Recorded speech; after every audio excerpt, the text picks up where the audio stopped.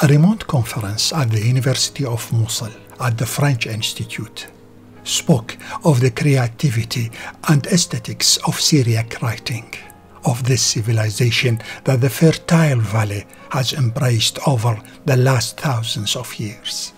A civilization was born in Mesopotamia, with the cities of Ur, Uruk, Babylon, Akkad, Nimrud, Assyria, Nineveh.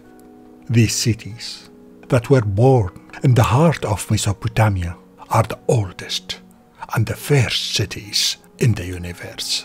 After the Akkadian Empire, the Assyrian Empire was born in the north and the Babylonian Empire in the south. They continued to progress and develop scientifically, militarily, and culturally.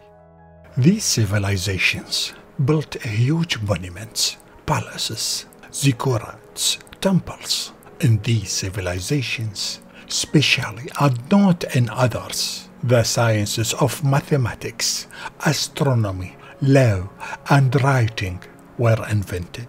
It's also the time when mathematics developed, and in particular the sexagesimal system, the creation of the hour of 60 minutes, and the complete circle of 360 degrees. The Babylonians used their sophisticated mathematical systems to map and study the sky. They divided the Earth year into 12 periods, each named after the major constellations, a tradition later adopted by the Greeks as the Zodiac. They also divided the week into 7 days, which they named in honor of their 7 gods related to the 7 observable planets in the sky. In this valley, reading and writing were invented. Literacy began with simple images drawn on wet clay and later developed into cuneiform writing, becoming commercial, social, and historical records and documents. In this valley, the first law in the world was discovered, known as the Code of Hammurabi, as the first unified judicial system. The Syriac language is one of the Semitic languages, whose origin dates back to the Aramaic language, and this language is considered one of the 3 most important languages, along with the Greek and Latin languages. It's one of the most common languages in which the ancient books of the Christian religion were written and codified. This language was the language connector between Greek sciences and Muslim scholars in the Islamic world. This, the house of wisdom in Baghdad, at the height of the Abbasid era, had translated Greek books into the Arabic language via the translation of the Syriac language.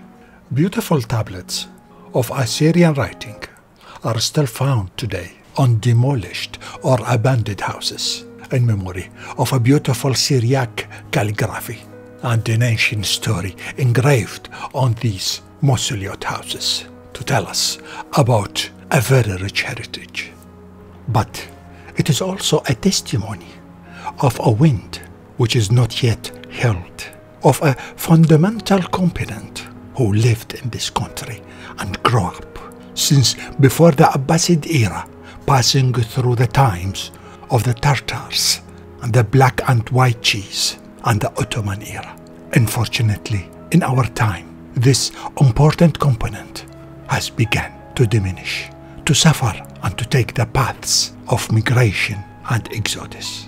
But the conference gave me hope with the strong presence of this language, and by announcing the opening of a new department of this language during a beautiful exhibition of this wonderful Syriac calligraphy.